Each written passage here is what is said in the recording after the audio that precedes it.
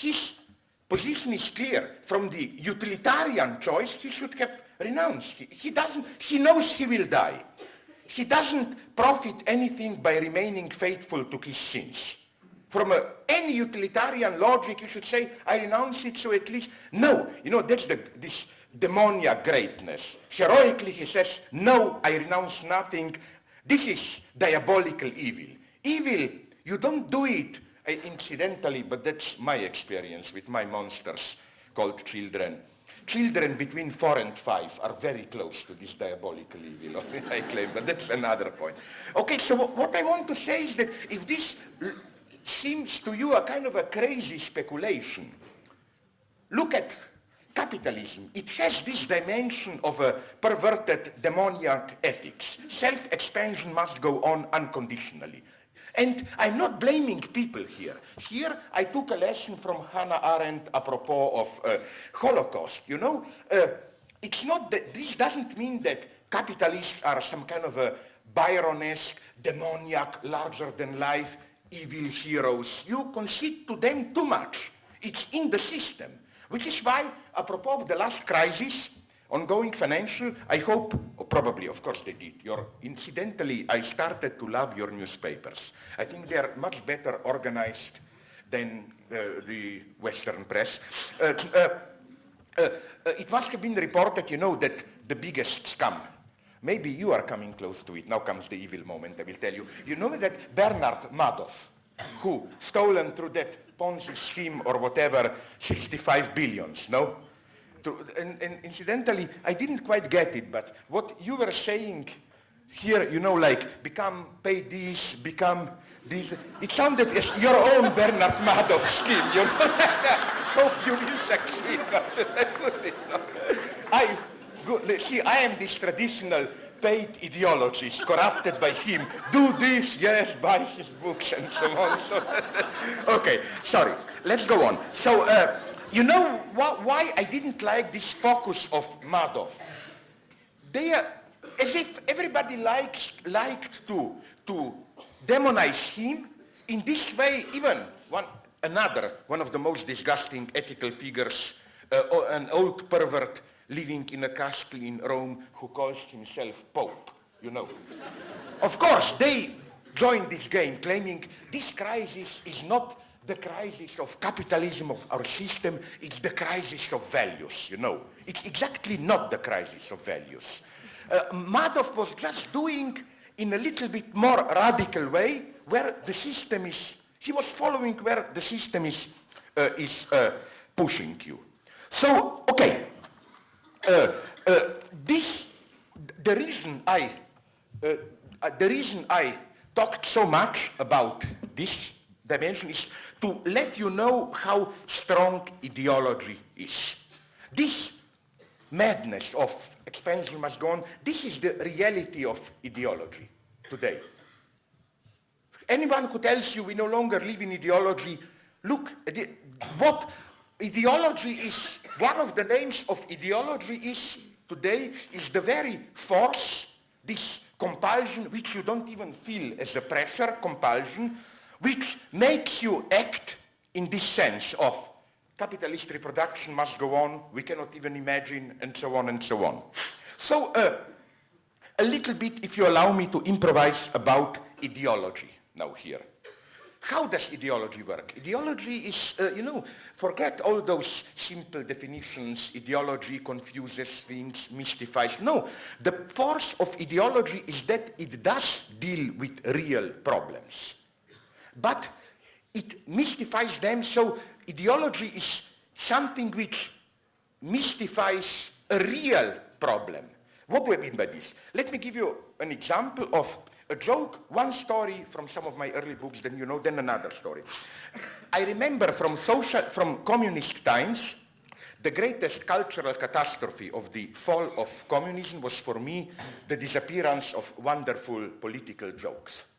One of them, it's a wonderful, maybe you know it, I'm sorry if I repeat myself, it's a joke from Poland about what is socialism. The only thing you must know to understand the joke is that communists in power boasted that our system is the synthesis of all the greatest achievements of humanity, no? So the joke goes, socialism is a synthesis of all great results of the past humanity. From prehistoric societies, it took barbarism. From slave society, it took slavery. From medieval society, it took domination. From capitalism, it took exploitation. And from socialism, it took the name. You see, this is ideology. Now you will say, what has this to do with ideology? Let me apply this to a film, which I hated. But it's well known. Maybe you are too young to see it, all of you. You must have this film about sharks attacking a small American city, Jaws, the first mega hit by Steven Spielberg. I claim in the Jaws,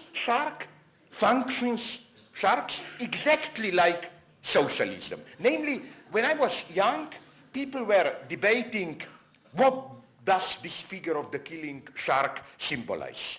There were right-wingers who claimed this is American protective racist ideology. Sharks are the threat of the immigrants, third world invading United States, and so on. Then there were the opposite guys, Fidel Castro himself, who likes the film, strangely. He said, it's clear sharks attacking the small city is big capital exploiting small ordinary. But you know what's my point? That this is the wrong question. The reality for me, the way I read it, it's very simple reading, is the following one. An ordinary American in his daily life experiences a whole series of inconsistent fears. You are afraid of immigrants, but you're afraid of nature, natural catastrophes. You are afraid of being exploited by big banks. You are afraid of state control, whatever. And what the ideological turn, reversal trick is to, as it were, exchange all these fears for one fear which kind of stands for all of them.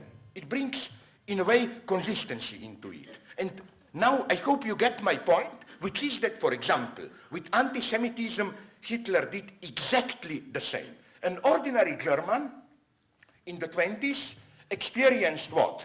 On the one hand, fear of banks, fear of the corrupted, he perceived this media. On the other hand, decay of morality, moral crisis, promiscuity, and so on and so on. And what Hitler did, or generally, and it's precisely from rich bankers he took profit making from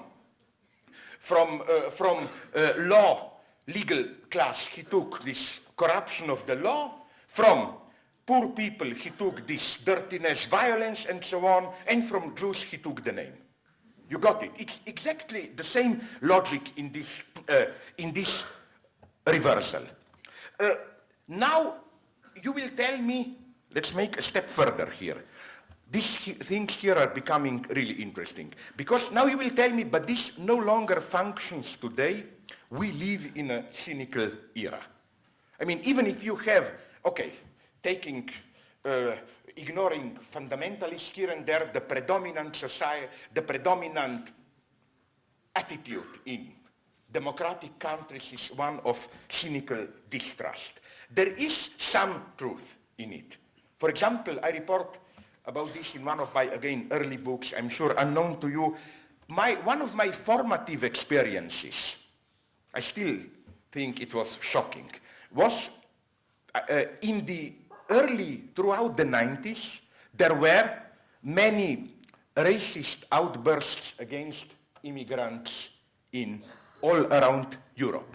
For example, these so-called skinheads, violent youth, they were, for example, in Germany, they usually targeted Turkish immigrants or the Vietnamese. In England, more than you Indians, you were good guys. When they discovered that the majority of Indians voted for Margaret Thatcher, this was you.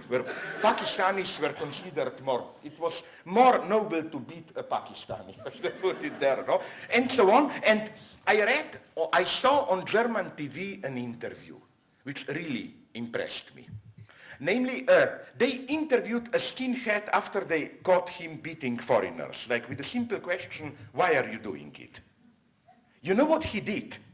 he all of a sudden started to talk like a social theorist. He said, our societies have a crisis of values. When I was young, I lacked proper paternal authority, and in our society, like the whole primitive social science, and that's the formula of cynicism. You mentioned it, I think, or you mentioned this Marxist formula of ideology. They don't know it, but they are doing it, and how Peter Sloterdijk, in his book on cynical reason, turned it around. He said today, the formula is not they don't know what they are doing, but they are doing it is, they know well what they are doing, but still they are doing it, no?